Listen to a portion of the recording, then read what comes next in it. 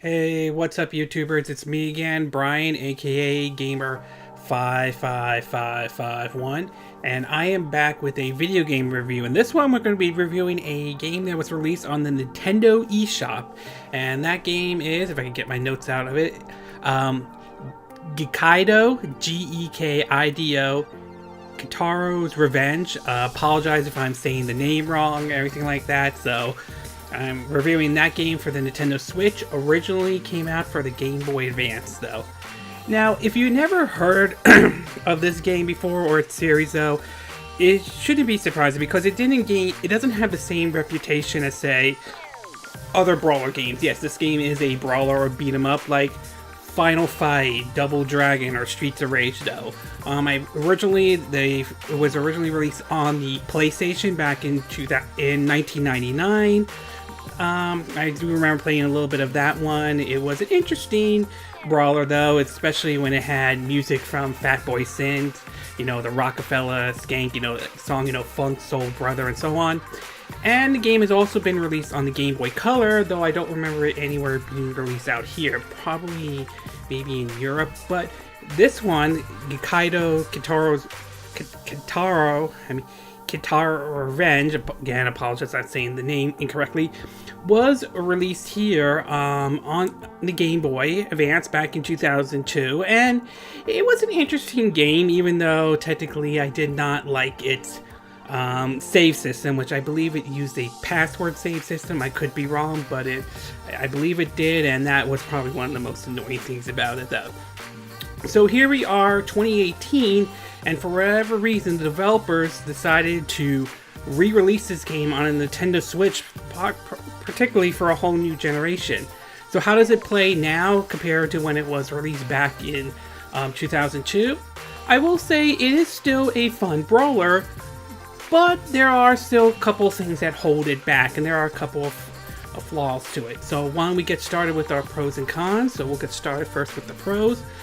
And I will start off first with the visuals, though, and that is that I really do like the direction they did with the visuals, though. It has a bit of a manga style type of visuals, and in a way it kind of gives off the visual styles, of like some of the like old SNK games, games like I think Shengu or any of the other beat 'em ups, though, to even some of the early brawler type games, like Final Fight and so on. So but still, I like that manga style that they went with this game, though. So visually, I do like some of the visuals in the game, though.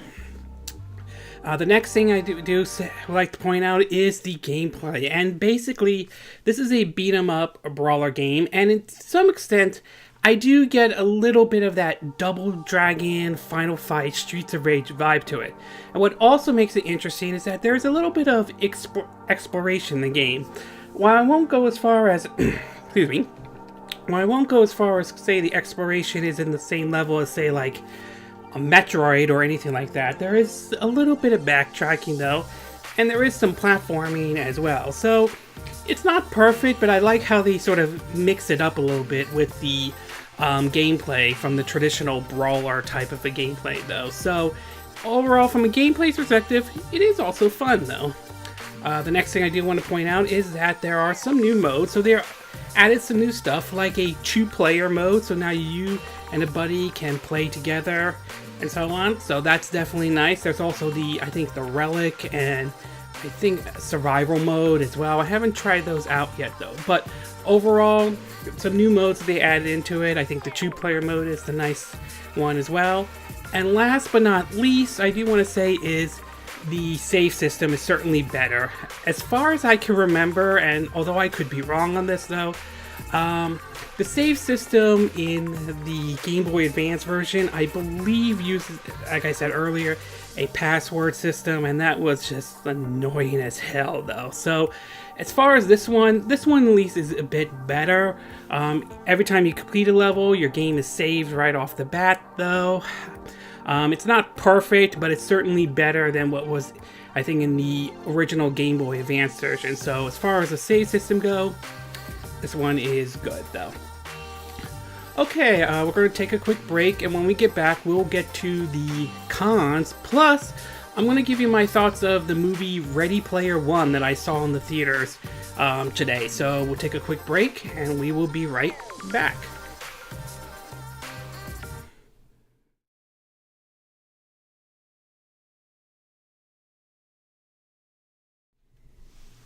Okay, and we are back with part 2 of our review of Gekido Kintaro's Revenge. Again, I know I apologize multiple times on this. I apologize if I'm saying the name wrong, for the Nintendo Switch.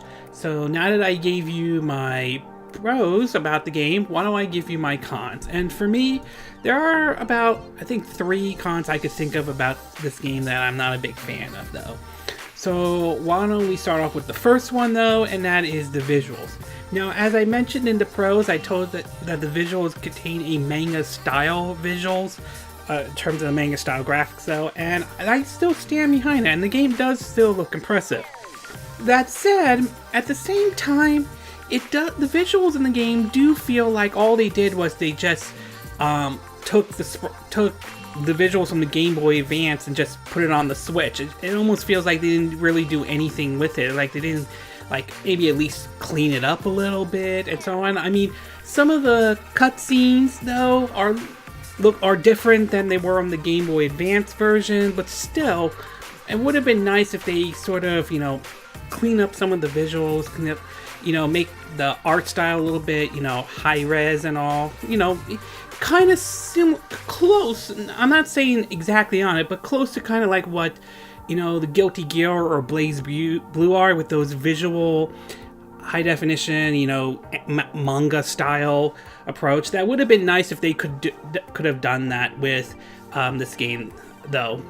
Again, they're not terrible, but it just feels like all they did was just took the Game Boy Advance version, did nothing with it, though. The second one I do want to point out is, and this requires it requires both a learning curve and a difficulty spike.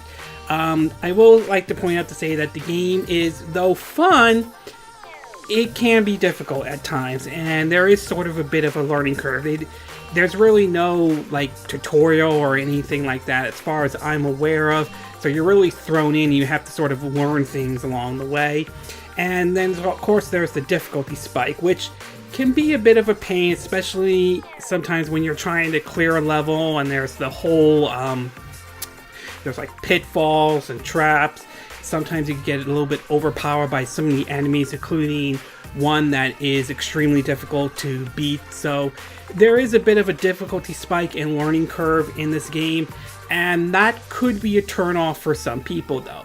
For some, it could be a challenge. For others, it might be a problem. So I will say be very careful with the difficulty spike and the learning curve. What also doesn't help is the fact that you do have about 5 continues, but that's it, though. I mean, after you use all of them up, though, it's game over there, and you go back to your last save, which is whatever level you completed, though. So add that to the learning curve, and you have, like I said, a difficulty spike that could turn some people off for this game, though. Overall, Gekido it certainly is a fun brawler, and I like the fact that they kind of changed up the formula a little bit from sort of past brawler games that have come out. I mean, I'm not saying this game is going to dethrone classics like Final Fight or Double Dragon or Streets of Rage, but it definitely gives off that vibe to those kind of games, and it's still a fun game to play, though. I will say the difficulty spike and the learning curve are probably going to be the big area that might turn some people off. So overall, I would say give it a try. If you're into brawlers or into those old school beat 'em up type of games from the 80s and 90s, then I would say give this game a go, though. But if the difficulty spike is an issue, then it's probably something you probably should not buy, though. So overall, it's a good game. Just be aware of the difficulty spike and a bit of the learning curve with the game. So to me, it's worth giving a try for anyone who may have missed out on it when it originally came out for the Game Boy Advance back in 2002. Okay, before I end this video, though, I do want to give my thoughts on the movie Ready Player One that I just saw in theaters today, and I will have to say It is a good movie, though. It sort of plays a little bit of homage to a lot of geek culture back from the 70s, the 80s, and 90s, even some of the current ones. Like, you'll see some characters from like today's modern gaming, like Master Chief from Halo, Tracer from Overwatch, some of the toads from the Battletoads games, and so on. So it's an interesting idea where it basically live in this world and we all go into this place called this, like the Oasis and so on, and it kind of gives off, I'm not saying it's exactly similar, but it kind of gives off a little bit of that reboot, Tron, and Sword Arts Online vibe to it, just a little bit though. Even though it doesn't exactly copy those things though, you kind of get a little bit of that vibe, mostly a little bit more on the Tron side as well, but still, it's a very fun movie though. As far as a video game movie, it certainly is, to me, high on the list of movies based on video games that are actually good though. There are some cheesy moments in the movie as well, and there are some parts where I was cringing, but there were some parts I did like when they go into, I think, like a dance club and you're listening to New Order's Blue Monday though, which is a song I like. Although I did like Orgy's take on it as well. I did like that as well, to the Bee Gees Staying Alive as well. So there is certainly a lot of nostalgia in this movie, and it's definitely one that will probably appeal to some people. For some, it's going to go straight over their heads, but for others who are into sort of a little bit of the geeky culture or any of, the gaming culture and all that stuff, there's certainly stuff here to like and enjoy. So overall, it was a good movie. Not some, like I said, some cheesy moments, but overall, I was entertained by this one. So I would say give Ready Player One a try to see, though. I haven't read the book, so I don't know how to compare the two, although I'm sure some have, however, but overall, I did enjoy the movie, though. Okay, this concludes this video review of Gekido, Kintaro's Revenge, and of course my thoughts on the movie Ready Player One. And of course, these are my opinions, but what are yours? What are your thoughts on Gekido, Kintaro's Revenge for the Nintendo Switch? Have you played it originally when it came out for the Game Boy Advance back in 2002? Did you like it then? Do you like it now? Or did you hate it back then and this doesn't change your opinion? Is it worth the download? Is it not worth the download? And what are your thoughts on the movie Ready Player One? Did you see the movie as well? Did you enjoy it? Did you hate it? Do you agree with what I said in this video? Do you disagree with what I said? As always, sound off on the comment section below and let me know what you think. And I hope you hit that like button. I would appreciate it. And I hope you do subscribe to my YouTube channel. Also, feel free to share this video if you want to, and feel free to donate to my channel if you like. You could do it through, excuse me, through PayPal me or Patreon. Links are in the description below. And I will see you again next time when I do another video. Hopefully that will be soon. Until then, from Southern California, I wish you all a good evening then. Bye!